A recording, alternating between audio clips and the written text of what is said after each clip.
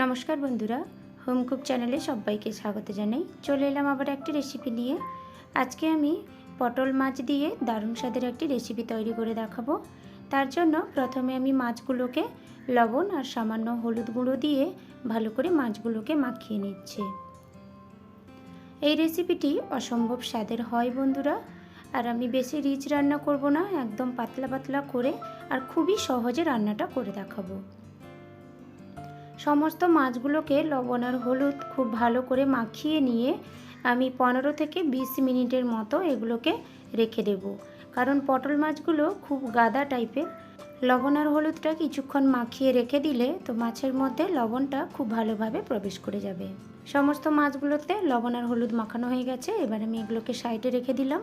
আর এখানে একটা মিডিয়াম সাইজের আলুকে এইভাবে পাতলা পাতলা করে আমি স্লাইস করে কেটে ধুয়ে নিয়েছি। আমি এই রান্নাতে আলু দিয়েছি, আপনারা যদি খেতে চান দেবেন, না হলে দেওয়ার দরকার নেই। এবার আমি চলে যাচ্ছি রান্নার পর্যায়ে। তার জন্য গ্যাসে একটা কড়াই বসিয়ে 2 থেকে 3 টেবিল স্পুনের মতো সর্ষের তেল দিয়ে দিলাম। আর দিয়ে দিলাম সামান্য একটু হলুদ গুঁড়ো আর সামান্য একটু লবণ। লবণটা দেওয়ার ফলে যে মাছ যে একটু গাদা টাইপের যে মাছগুলো, তো ভাজার সময় মাছের মধ্যে লবণটাও খুব ভালো করে প্রবেশ করে যাবে। আর হলুদটা দেওয়ার ফলে মাছ ভাজার সময় গায়ে তেলটা ছিটকবে না। তেলটা খুব ভালো করে গরম হয়ে গেছে। এবার আমি লবণ আর হলুদ মাখানো মাছগুলো এক এক করে দিয়ে আমি গোল্ডেন ব্রাউন করে এপিড ওপিড ভালো করে ভাজা করে নেব। আর এই মাছগুলো ভাজার সময় গ্যাসের ফ্লেমটা মিডিয়ামে রাখবো। এক পিঠ মাছের ভালো করে ভাজা হয়ে গেছে। এবার অপর পিঠটাও আমি এক করে উল্টে নিচ্ছি। এবার এটাও আমি 1 মিনিটের মতো ভালো করে ভাজা করে নিয়ে একটা করে প্লেটে আমি তুলে নেব। মাছের 2 পিঠ ভালো করে ভাজা করা হয়ে গেছে। এবার আমি একটা প্লেটে তুলে নিচ্ছি।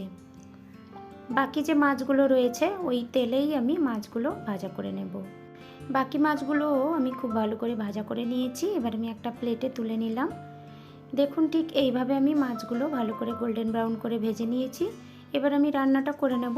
তার জন্য যে পরিমাণ কড়াইতে তেল রয়ে গেছে ওটাতেই আমি রান্নাটা করে নেব। ফোড়নে দিয়ে দিলাম 1/2 টিস্পুনের মতো গোটা জিরে আর 1/2 টিস্পুনের মতো 5 ফোড়ন। 5 ফোড়ন আর জিরেটা খুব ভালো করে ভাজা হয়ে গেলে এই কয়েকটা মশলা আমি অ্যাড করে দেব। তার মধ্যে 3টের মতো রসুনের কোয়াকে থেঁতো করে নিয়েছি, আর একটা মিডিয়াম সাইজের কুচনো পেঁয়াজ আর 2টো মিডিয়াম সাইজের টমেটোকে স্লাইস করে কেটে দিয়ে দিলাম। আর দিলাম 1 টেবিল স্পুনের মতো আদা বাটা আর গুঁড়ো মশলা অ্যাড করছি। তার মধ্যে দিয়ে দিলাম 1/2 টিস্পুনের মতো হলুদ গুঁড়ো, 1/2 টিস্পুনের মতো লঙ্কার গুঁড়ো, স্বাদ মতো চিনি আর 1 টিস্পুনের মতো দিয়ে দিলাম ধনে গুঁড়ো আর দিয়ে দিলাম স্বাদ মতো লবণ। এবার আমি 1/2 কাপের মতো জল অ্যাড করে দিলাম।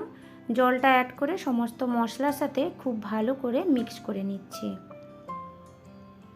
এই রান্নাটা অসম্ভব স্বাদের হয়, পুরো একদম ইলিশ মাছের মতো টেস্ট কিন্তু এই রান্নাতে পেয়ে যাবেন।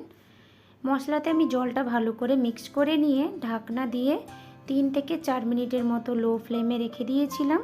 এবার ঢাকনাটা খুলে নিলাম 3 থেকে 4 মিনিট হওয়ার পরে। এবার খুন্তি দিয়ে মশলাটাকে নেড়ে চেড়ে খুব ভালো করে একটু মিক্স করে নিচ্ছি। আর টমেটোগুলোও একদম খুব ভালো করে গলে গেছে আর ভালোভাবে একটু কষিয়েও নিচ্ছি। আবারও আমি সামান্য একটু জল দিয়ে দিলাম। তারপর মশলাটাকে 2 মিনিটের মতো নেড়ে চেড়ে একটু মশলাটা কষিয়ে নেব। মশলাটা আমি 2 মিনিটের মতো নেড়ে চেড়ে লো ফ্লেমে ভালো করে কষিয়ে নিয়েছি। এবার কেটে রাখা আলুগুলো আমি দিয়ে দিলাম। আলুটা দিয়ে আবারও আমি 1 মিনিটের মতো লো ফ্লেমে মশলাটা কষিয়ে নিচ্ছি।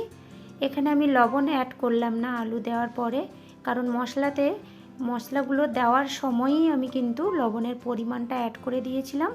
বাকি লবণটা আমি তরকারি রান্নার শেষে একটু টেস্ট করে লবণটা দেব। এবার আলু আর মশলাটা খুব ভালো করে কষিয়ে নিয়েছি। এবার আমি 1.5 কাপের মতো এখানে জল অ্যাড করে দিলাম। জলটা দিয়ে খুব ভালো করে আমি মিক্স করে নিচ্ছি। জলটা আপনারা যে যেমন ঝোল খেতে পছন্দ করবেন ওই হিসেবে জলটা অ্যাড করবেন। আর আলুটাও সেদ্ধ হওয়ার আছে, সেই বুঝে জলটা দেবেন। এবার ভেজে তুলে রাখা পটল মাছগুলো আমি এক এক করে অ্যাড করে দিলাম। মাছগুলো দেওয়ার পরে আবারও আমি একটু খুন্তির সাহায্যে মাছগুলো একটু ডুবিয়ে দিলাম আর চারিদিকটা একটু সুন্দর করে সাইজ করে নিচ্ছি। এবার ঝোলটা ফুটে উঠলে আমি ঢাকনা দিয়ে 5 মিনিটের মতো লো ফ্লেমে রেখে দেব। 5 মিনিট হয়ে গেছে। এবার আমি ঢাকনাটা খুলে নিচ্ছি। রান্নাটা প্রায় হয়েই এসছে। এবার আমি দেখে নেব একটু আলুগুলো সেদ্ধ হয়েছে কি না। আর তরকারিতে ঝোলের পরিমাণটাও একদম বরাবর আছে, কারণ আলু রয়েছে, পরে আবার ঝোলটা একটু টেনে নেবে আলুগুলো খুব ভালোভাবে সেদ্ধ হয়ে গেছে। এবার হালকা একটু খুন্তির সাহায্যে নেড়ে চেড়ে নিলাম। এবার আমি দিয়ে দেব 3টের মতো চেরা কাঁচা লঙ্কা উপর থেকে, আর দিয়ে দিলাম বেশ কিছুটা পরিমাণ ধনেপাতা কুচি। এবার ধনেপাতা কুচিটা দেওয়ার পরে আমি একটু খুন্তির সাহায্যে টেস্ট করে দেখে নিচ্ছি লবণ ঠিকঠাক আছে কিনা। লবণটা হালকা একটু কম আছে, তো আমি সেই মতো লবণ অ্যাড করে দিলাম। এবার ওপর থেকে সামান্য একটু গরম মশলা ছড়িয়ে দিলাম।